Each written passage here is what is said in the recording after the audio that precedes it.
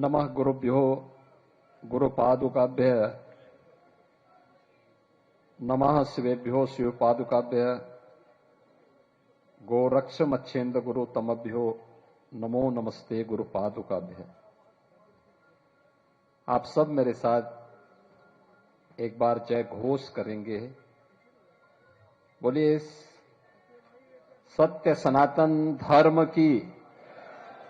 जितनी जोर से हो सकती है उतनी जोर से आप आवाज का उद्घोष करेंगे, जिससे हरियाणा और उत्तर प्रदेश के कोने कोने में आपकी आवाज गुंजायमान हो सके। सत्य सनातन धर्म की, सत्य सनातन धर्म की, भारत माता की, भारत माता की, श्री राम जन्मभूमि की, सियावर रामचंद्र भगवान की, सियावर रामचंद्र भगवान की, भारत माता की, भारत माता की।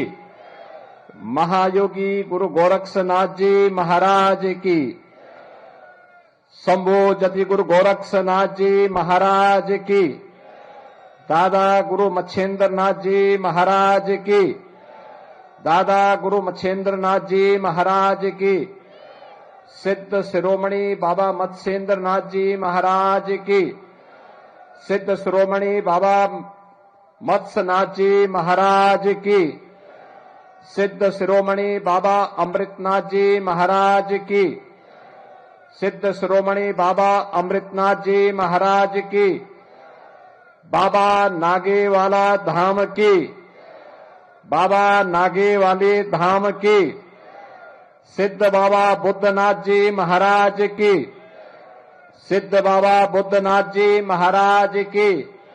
नमः पार्वती पतिये हर हर।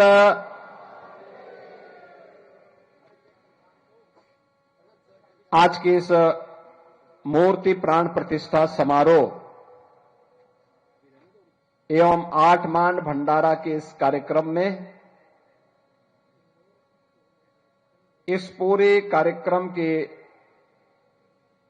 आयोजन के संरक्षक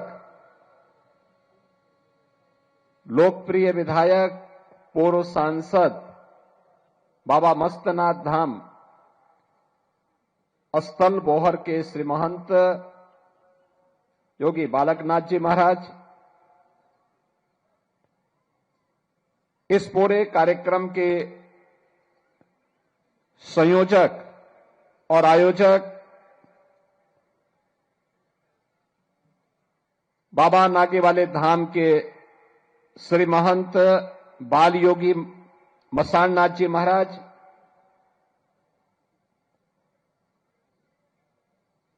आज के इस समारोह में जिनकी विशिष्ट उपस्थिति है, ऐसे नाथ पंथ के हमारे सभी पूज्य संत योगेश्वर योगी महासभा के महामंत्री श्री महंत चैताईनाथ जी महाराज, हमारे रमतो के 12 के श्री महंत बाबा महंत कृष्णनाथ जी महाराज,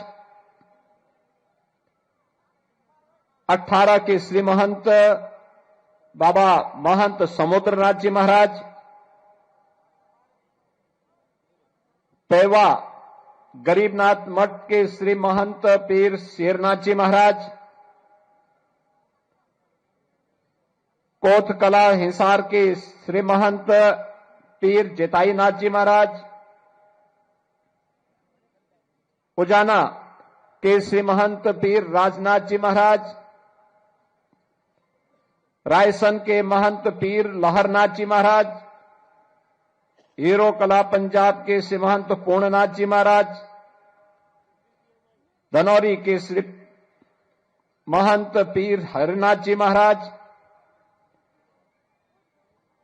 सांगल से श्री पीर महंत शेरनाथ जी महाराज। आज के समारोह में विशेष रूप से जिनकी उपस्थिति हुई है भारतीय जनता पार्टी के हरियाणा प्रदेश के अध्यक्ष श्री मोहनलाल बड़ोनी जी, हरियाणा सरकार के मंत्री श्री अरविंद शर्मा जी, उत्तर प्रदेश सरकार के जल शक्ति मंत्री श्री स्वतंत्र देव सिंह जी, पूर्व मंत्री और विधान परिषद के सदस्य और मध्य प्रदेश के प्रभारी डॉक्टर महेंद्र सिंह जी, यहां के स्थानीय विधायक श्रीमती कृष्णा गहरावत जी, विधायक निखिल मदान जी, विधायक देवेंद्र कादियान जी,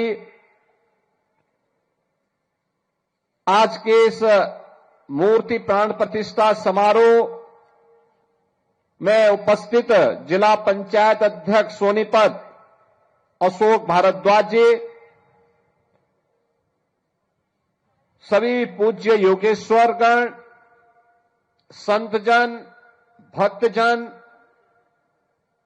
और भारी संख्या में सिद्ध योगी बाबा बुद्धनाथ जी महाराज, सिद्ध योगी बाबा कृष्णनाथ जी महाराज, सिद्ध बाबा वीरनाथ जी महाराज, सिद्ध योगी बाबा बृहस्पतिनाथ जी महाराज, सिद्ध बाबा योगी स्वरूपनाथ जी महाराज, सिद्ध बाबा योगी मुन्नानाथ जी महाराज, सिद्ध योगी बाबा सुनहरा नाथ जी महाराज के प्रति श्रद्धा का भाव रखने वाले सभी उपस्थित श्रद्धालु बहनों और भाइयों, मैं सबसे पहले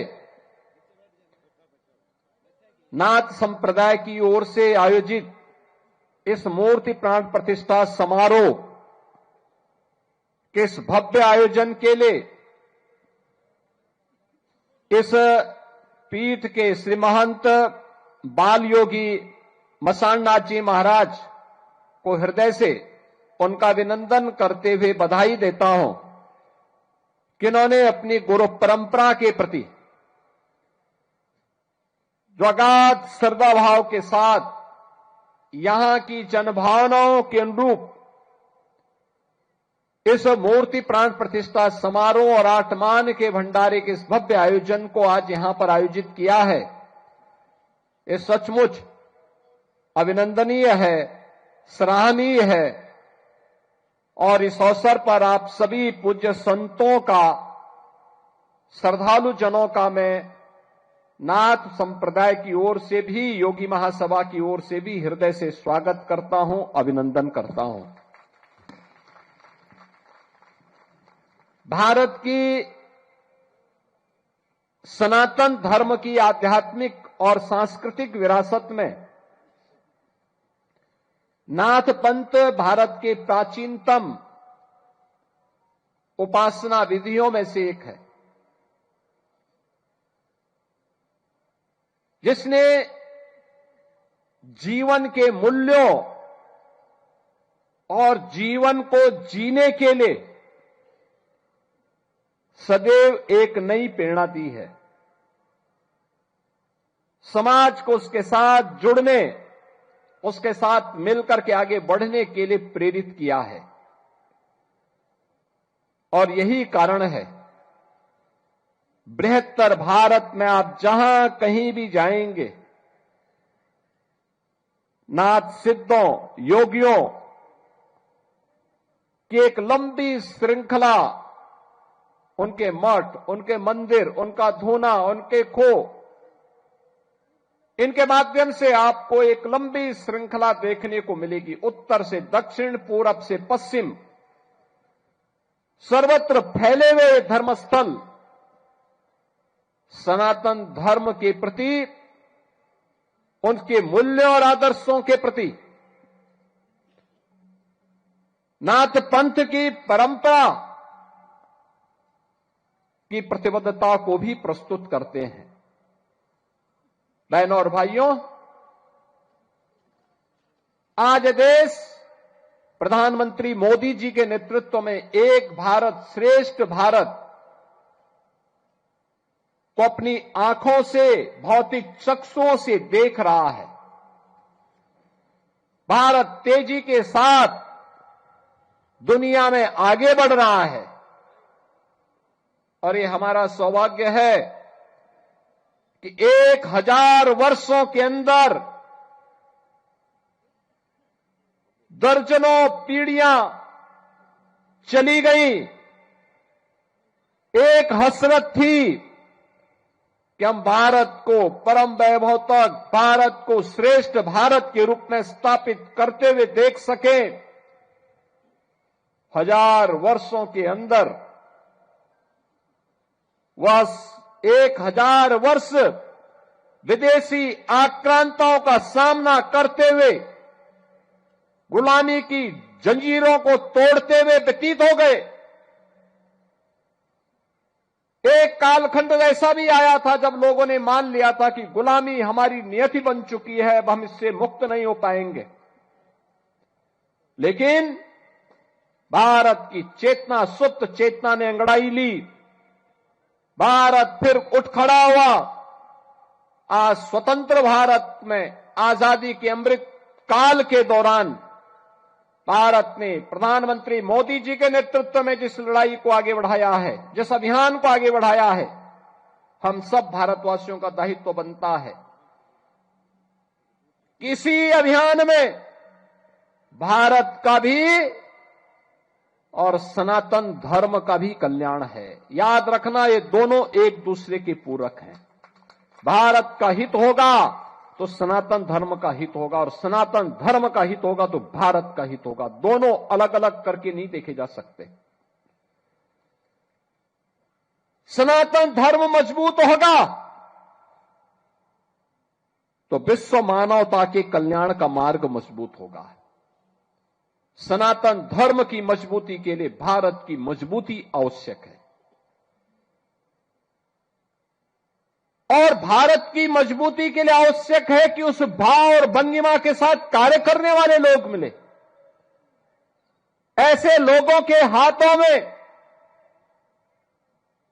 धार्मिक हो या आध्यात्मिक हो या फिर राजनीतिक नेतृत्व, ऐसे हाथों में ही होने चाहिए जो देश को एक नई दिशा दे सके, देश को आगे बढ़ा सके, भारत को विकास की उन बुलंदियों की ओर पहुंचा सके जहां पर भारत आज से 1500 वर्ष पहले, 2000 वर्ष पहले जहां भारत था। और भारत ने पिछले 11 वर्ष के अंदर उस शानदार यात्रा को आगे बढ़ाया है। कोई सोचता था आज से 5 साल पहले, 10 साल पहले कि अयोध्या में राम मंदिर का निर्माण होगा? लोगों के लिए कल्पना थी। संघर्ष सनातन धर्मावलंबी करता था, लेकिन वो ये नहीं मानता था कि ये हो पाएगा। अच्छी सरकार चुनी गई, बन गया ना डबल इंजन की सरकार, डबल ताकत के साथ, डबल स्पीड के साथ कैसे बढ़ती है। गुलामी की बेड़ियां तोड़ डाली गई, गुलामी के ढांचे नष्ट हो गए। अयोध्या में रामलला का भव्य मंदिर का निर्माण हो गया और सनातन धर्म की ध्वजा पताका उसके ऊपर फहरा रही है। यह है भारत का वैभव जो प्रत्यक्ष दिखता है। कोई सोचता था काशी में, काशी विश्वनाथ धाम, आज से 10 साल पहले कोई जाता था, 10 श्रद्धालु एक साथ आने में कठिनाई होती थी, 50 लोग नहीं जा सकते थे। आज काशी विश्वनाथ धाम में 50,000 श्रद्धालु एक साथ जा सकता है, दर्शन कर सकता है। इस समय 1.5 से लेकर 2 लाख श्रद्धालु प्रतिदिन वहां दर्शन कर रहा है। अयोध्या में 1.5 से 2 लाख श्रद्धालु प्रतिदिन दर्शन कर रहा है। कोई भय नहीं, कहीं कंजेशन नहीं, कहीं पर अफरा तफरी नहीं। और प्रयागराज में समरसता का क्या अद्भुत नजारा है। मौनी अमावस्या में 4.5 करोड़ श्रद्धालुओं ने संगम में स्नान किया। 4.5 करोड़। दुनिया के कई देशों की आबादी 4.5 करोड़ नहीं है। जहां हमारे यहां एक दिन में लोग संगम में, त्रिवेणी में आस्था की डुबकी लगा रहे हैं। ये भारत में ही हो सकता है। ये संतों का प्रताप है, इनकी साधना का प्रतिफल है, राजनीतिक नेतृत्व के द्वारा दिया गया मार्गदर्शन है और आने वाले हर श्रद्धालु को सुविधाजनक तरीके से उसकी आस्था का सम्मान करते हुए अपने कार्यक्रम को आगे बढ़ाया जा रहा है। पिछला एक सहस्त्राब्दी यानी 8वीं सदी से लेकर के 19वीं सदी तक भारत ने गुलामी की बेड़ियों को और विदेशी आक्रांताओं को झेला है। अब अगला 1000 वर्ष ये भारत का वर्ष है, सनातन धर्म को परम वैभव तक ले जाने का वर्ष है और इसी के लिए हम सबको अब कार्य करना है, मिलकर के कार्य करना। 1000 वर्ष तक दुनिया के अंदर केवल और केवल भारत का डंका होना चाहिए, भारत का सनातन धर्म का डंका बजना चाहिए। इसके लिए हम सबको कार्य करना होगा और इसी का आह्वान करने के लिए आज मैं भी आया हूं इस भंडारा कार्यक्रम में। इसीलिए मैं भी आया हूं। यह काम केवल राजनीतिक नेतृत्व का मात्र नहीं है, समाज का भी है। प्रधानमंत्री जी जब कहते हैं ना विकसित भारत बनाने के लिए, विकसित भारत बनेगा तब जब हरियाणा विकसित होगा, मुरथल विकसित होगा। आपने देखा होगा ना यहां पे इस नागे वाले धाम में, बाबा नागे वाले धाम में, मुरथल में लोग यहां पर सिद्ध योगी बाबा बुद्धनाथ जी महाराज की प्रेरणा से कोई नॉन वेज इस्तेमाल नहीं करता।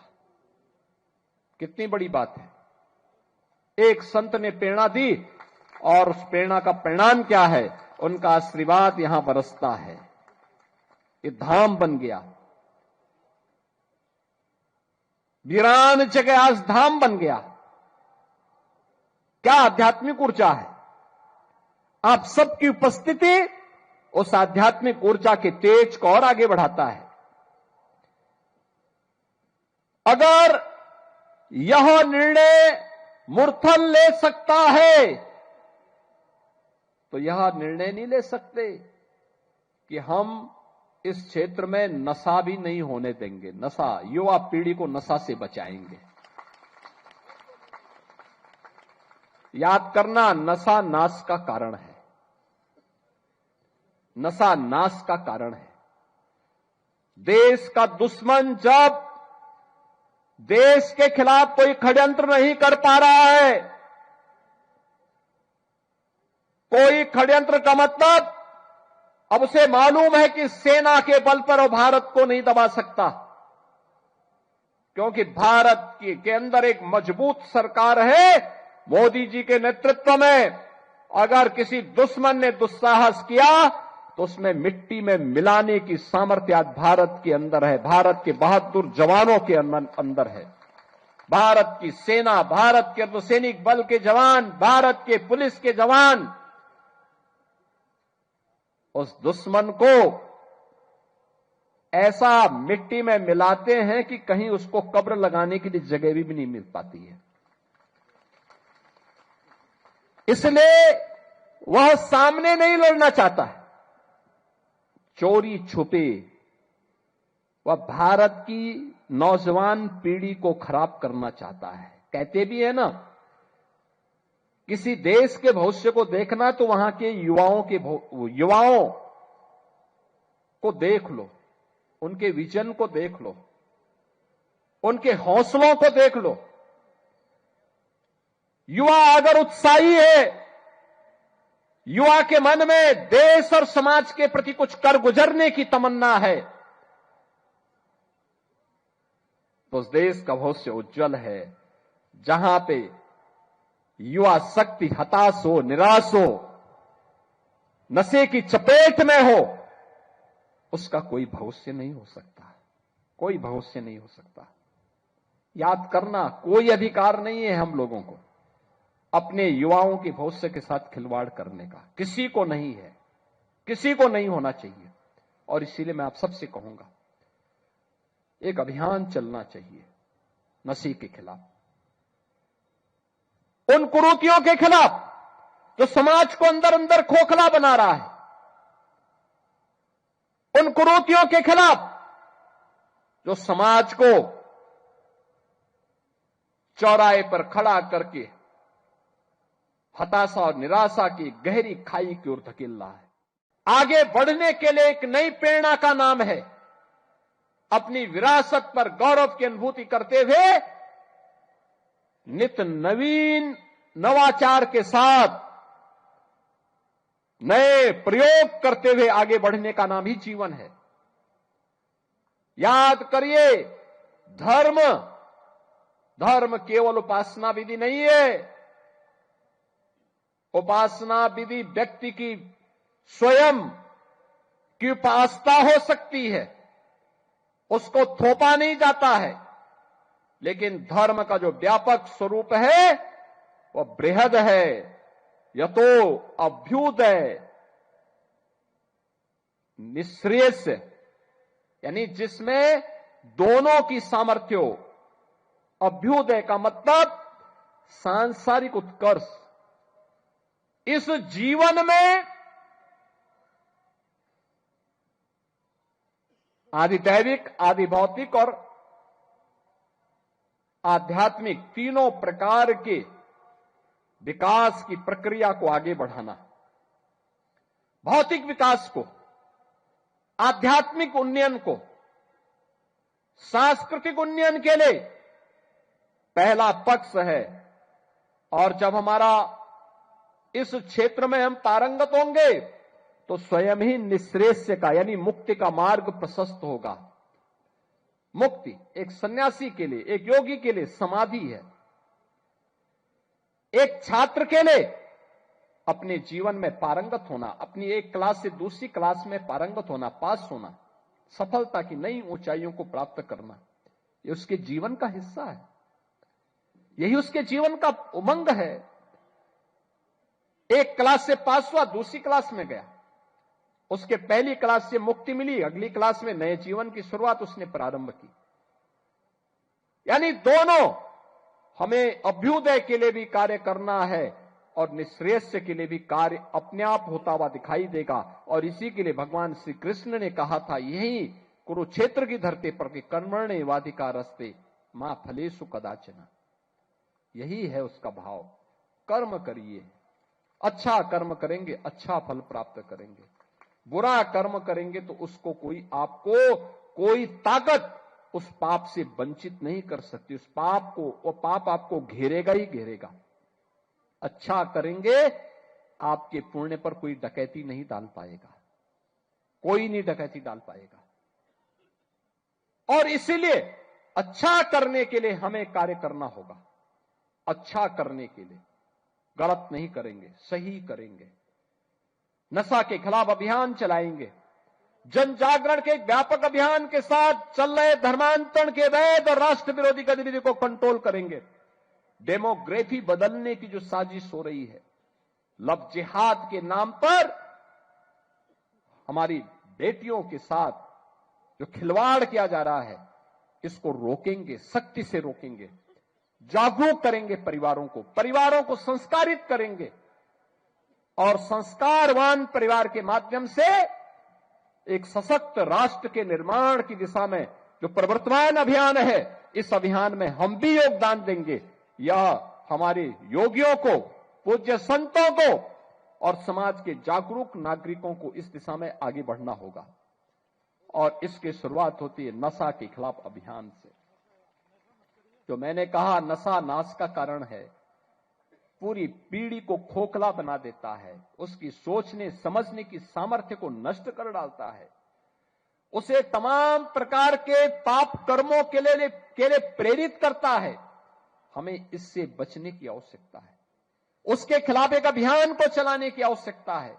और इस अभियान को अगर हम एक साथ मिलकर के चलाते हैं, सीमा पार से आने वाला जो ड्रग है, जो नशा है वह देश के दुश्मनों की साजिश का परिणाम है। कोई जाने अनजाने में उसमें लिप्त है, उस अवैध कारोबार में लिप्त है, उसको वार्न करिए, लोकल पुलिस को अवगत कराइए, समाज को और उसके परिवार को अवगत कराइए। इस पाप की भरपाई तुम जीवन भर नहीं कर पाओगे। जो एक कृत्य कर रहे हो इसके बारे में बताइए उनको, और नहीं मानता है तो समाज संगठित होकर के इसके विरोध में खड़े हो जाए। सामूहिक रूप से खड़े होना चाहिए।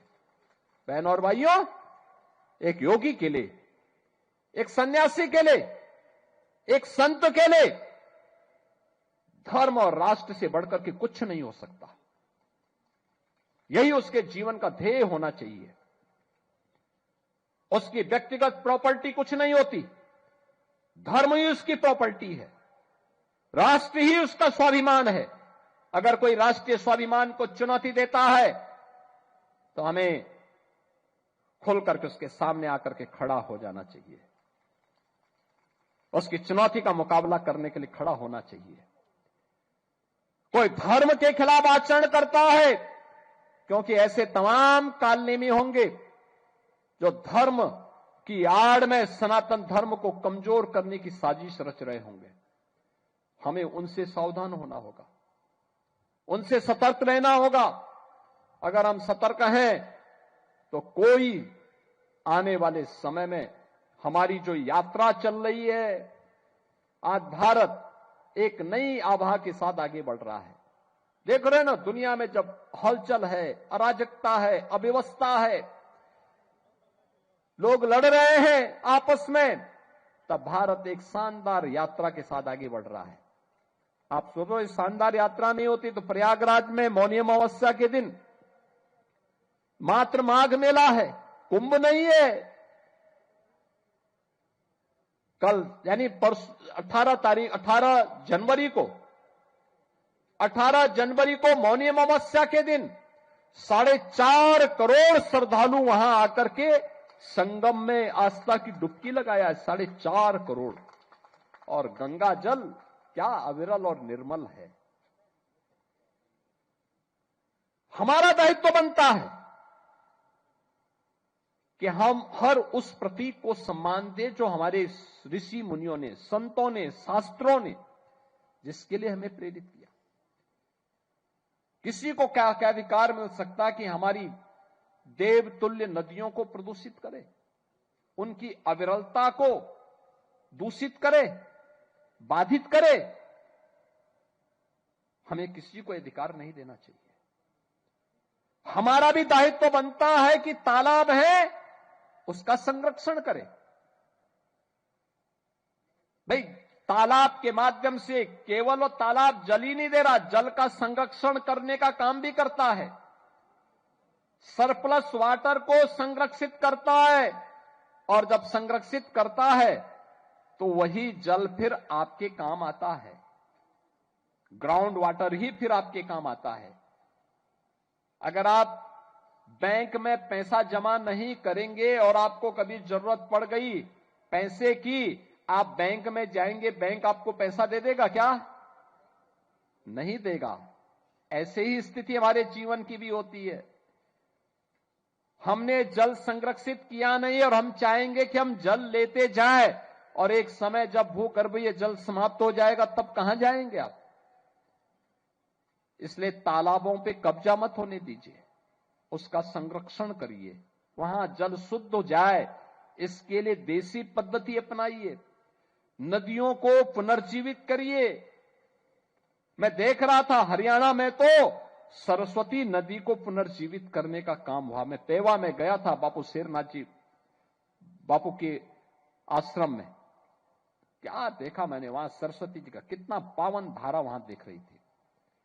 कभी ये सरस्वती महानदी थी, जैसे गंगा जी है, जैसे यमुना जी है, ऐसी ये धारा बहती थी यहां से लेकर के खंबात की खाड़ी तक, लुप्त हो गई। हमारा दायित्व बनता है कि अपनी नदी संस्कृति को जीवित करें,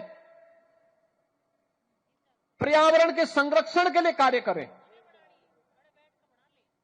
ये प्लास्टिक दुश्मन है, दुश्मन पर्यावरण का। इसके खिलाफ अभियान चलना चाहिए, हमें एक अभियान चलाना चाहिए। जीवन शॉर्टकट का मार्ग नहीं हो सकता, चुनौती का मार्ग होता है। राम की मर्यादा संघर्षों से है,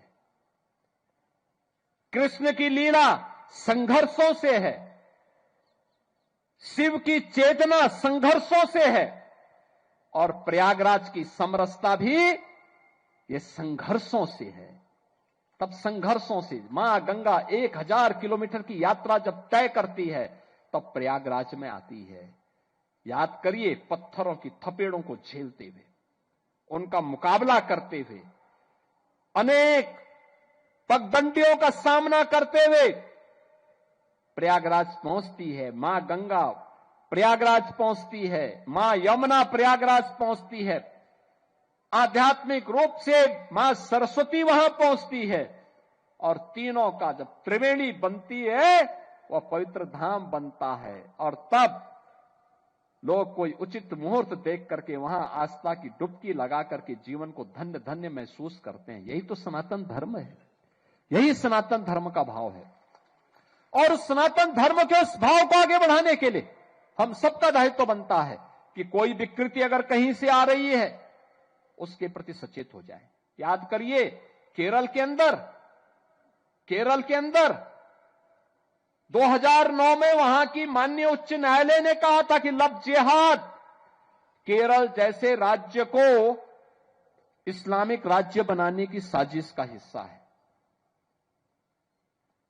आज जब मैं देख रहा हूं देश के अंदर तमाम राज्यों में षड्यंत्र बड़े पैमाने पे हो रहे हैं। हमारे संयुक्त परिवारों की परंपरा पहले परिवार को संस्कारित करके आगे बढ़ने के लिए प्रेरित करती थी। धीरे धीरे करके वह परिवार की, संयुक्त परिवारों की परंपरा खंडित होती गई। आज वह भी विखंडित होती दिखाई दे रही है। उसे जीवित करने की आवश्यकता है। धामों के संरक्षण और स्वच्छता के प्रति हमें जागरूक होना पड़ेगा। उनकी पवित्रता को और उनकी मर्यादा को बनाए रखना पड़ेगा। पूरा देश अगर अयोध्या आ रहा है इसलिए क्योंकि अयोध्या धाम में आज भी उसको प्रभु श्री राम की मर्यादा का स्मरण होता है, तो अयोध्या धाम की ओर उमड़ पड़ता है। लाखों लोग प्रतिदिन आ रहे हैं, आज भी आ रहे हैं। याद करिए, 2 वर्ष पहले प्रधानमंत्री मोदी जी ने अयोध्या में रामलला के भव्य मूर्ति की प्राण प्रतिष्ठा का कार्यक्रम संपन्न किया था। इससे पहले 2020 में अयोध्या में भव्य राम मंदिर के लिए शिलान्यास का कार्यक्रम संपन्न हुआ था, भूमि पूजन का कार्यक्रम संपन्न हुआ था, और तब से अब तक 45 करोड़ श्रद्धालु अकेले अयोध्या धाम आया है दर्शन करने के लिए। 45 करोड़। याद करना, कमी श्रद्धालु में नहीं है, कमियां हम लोगों में है जो उनको अपने इस आध्यात्मिक और सांस्कृतिक चेतना के साथ जोड़ नहीं पा रहे हैं। अन्यथा जहां भी सुविधा मिली, जहां उसे लगा कि हां यहां पे कुछ नयापन है देश के लिए, समाज के लिए, सनातन धर्म के लिए, वहां पर वह श्रद्धालु आकर्षित होकर के जा रहा है। काशी में काशी विश्वनाथ धाम हो, अयोध्या में अयोध्या धाम हो, प्रयागराज हो या ब्रजभूमि हो, हर ओर श्रद्धालु जनों के मन में आस्था का भाव, और हमारा दायित्व बनता है हर मंदिर को एक धाम के रूप में स्थापित करें। और यहां पर जो काम महंत मसाणनाथ जी महाराज ने यहां पर बाबा नागे वाले धाम में, मुरथल में जिस प्रकार का कार्य करके दिखाया है, यह अद्भुत है। और कितनी भव्य प्रतिमाओं को उन्होंने यहां पे रखा है। ये हजारों की संख्या में संतों की उपस्थिति, योगेश्वरों की उपस्थिति, हरियाणा सरकार की उपस्थिति, यहां के जनप्रतिनिधियों का श्रद्धा भाव, हजारों की संख्या में श्रद्धालु जनों की उपस्थिति, उन पूज्य सिद्ध योगियों के प्रति श्रद्धा और समर्पण का एक अनुपम उदाहरण है। यह सचमुच अभिनंदनीय है। लेकिन मैं आप सबसे कहूंगा कि जो भी विकृति सनातन धर्म को कमजोर करेगी और हमारी इस 1000 वर्ष की शानदार यात्रा में बाधक बनेगा, हर भारतवासी का दायित्व बनता है, हर सनातन धर्मावलंबी का दायित्व बनता है, हम उसके खिलाफ मोर्चाबंदी लेकर के उसको बाहर का रास्ता दिखाएं और अपनी शानदार यात्रा को आगे बढ़ाएं, जिससे भारत को प्रधानमंत्री मोदी जी ने अगले 25 वर्ष की कार्य योजना बनाई है। यानी 21 वर्ष के बाद जब देश अपनी आजादी का शताब्दी महोत्सव मनाएगा, तो शताब्दी महोत्सव का हमारा लक्ष्य विकसित भारत होगा। विकसित भारत आर्थिक रूप से तो दुनिया की एक ताकत रहेगी ही रहेगी, लेकिन विकसित भारत के साथ ही याद करना हमें आध्यात्मिक रूप से भी, सांस्कृतिक रूप से भी, धार्मिक रूप से भी और समाज जीवन के प्रत्येक पक्षों को ध्यान में रख करके हमें उस विकसित भारत की परिकल्पना को एक भारत श्रेष्ठ भारत के रूप में आगे बढ़ाने की इस अभियान का हिस्सा बनना पड़ेगा और ये सभी लोगों की सामूहिक जिम्मेदारी का हिस्सा होगा। इस विश्वास के साथ मैं एक बार फिर से जिस बारे में आज यहां पर